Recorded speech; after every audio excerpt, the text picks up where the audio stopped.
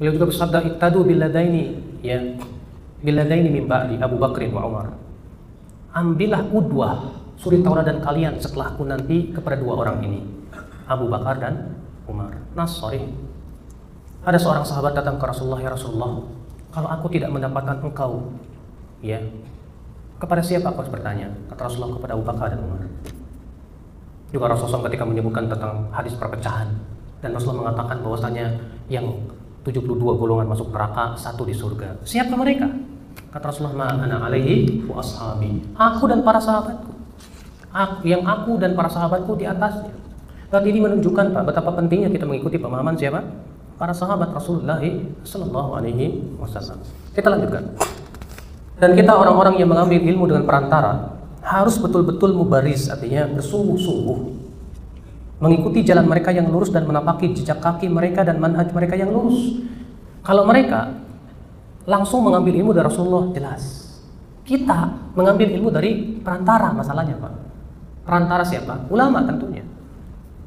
Berarti kita harus sungguh-sungguh dong untuk betul-betul yang pertama apa? Mencari mana yang itu merupakan pemahaman para sahabat, mana yang bukan. Ini penting sekali, Pak. Makanya beliau mengatakan kita, ya, yang mengambil ilmu dengan perantara harus punya kesungguhan untuk mencari mana jalan yang hak, mana jalan yang batil. Tentu caranya bagaimana? Caranya yang pertama, Pak, untuk berhati-hati dalam memilih perantara. Perantara kita dengan Rasulullah siapa? Ustadz. Ustadz ini bagaimana manhajnya? Yang sembarangan. Ya. Sebab kalau perantaranya salah, pasti kita pun dalam memahami agama ini salah. Tapi kalau perantaranya benar, dan dia yang menjadi perantara kita pun merujuk kepada siapa? Para sahabat, insya Allah benar. Makanya, Pak, ya, di dalam masalah menuntut ilmu itu nggak ada istilah nuntut ilmu kepada setiap orang, nggak ada. Nuntut ilmu itu yang pertama harus kepada ahlinya. Yang kedua, nuntut ilmu itu kepada orang yang lurus akidah dan manhajnya. Dalilnya banyak, di antaranya hadis yang ditulis Ibnu Mubarak dalam kitab Az-Zuhd. Kata Rasulullah apa? Inna min asyratis sa'ah an yultamasal ilmu indal asagir. Di antara tanda hari kiamat, ilmu diambil dari al-asagir. Siapa itu al-asagir? Kata Abdullah bin Mubarak, ahlul bid'ah, ahli bid'ah, orang-orang yang menyimpang dari jalan kebenaran. Naam ya akhul Islam, menerima nasihat kita terima dari siapapun juga nggak masalah. Kita kalau ada iblis menasihati kita supaya benar, nggak masalah.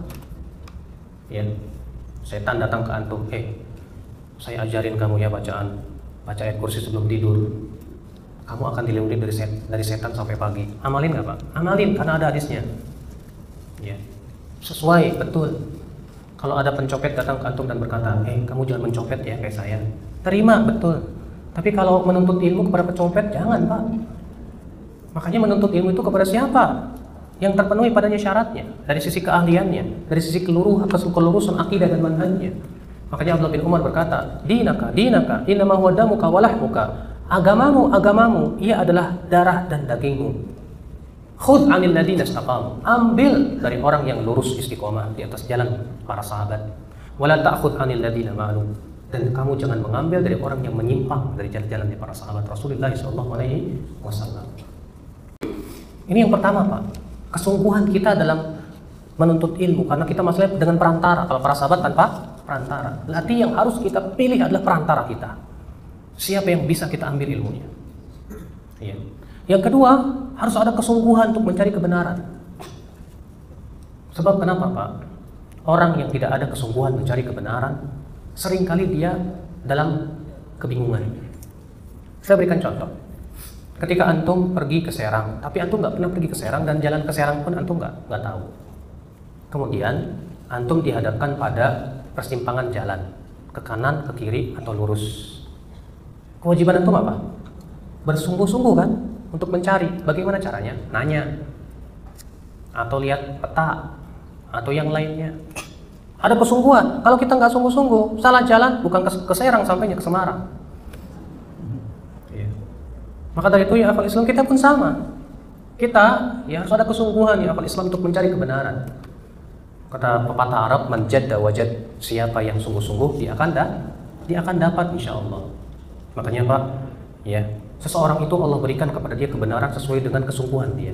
Semakin dia sungguh-sungguh, semakin dia diberikan oleh Allah kebenaran yang dia inginkan. Tapi ketika semakin bersungguh-sungguh, semakin kurang juga. Makanya kan terkadang orang-orang yang tidak sungguh-sungguh itu ya, seringkali memunculkan ide-ide yang aneh gitu. Apa katanya? Udahlah, jangan merasa paling benar sendiri. Ucapan seperti ini sebetulnya menunjukkan kebingungan dia. Sebab kalau dia berkata, kamu jangan merasa benar ya, karena dirinya sedang ragu. Jangan-jangan saya juga nggak ngerasa benar, gitu kan? Iya, sebab kalau kita tidak boleh merasa benar, susah dalam hidup kita, Pak. Bapak sholat Allahu Akbar, tidak ada, kata temannya, kok kamu tidak ada? Jangan merasa benar sendiri dong. Bawah.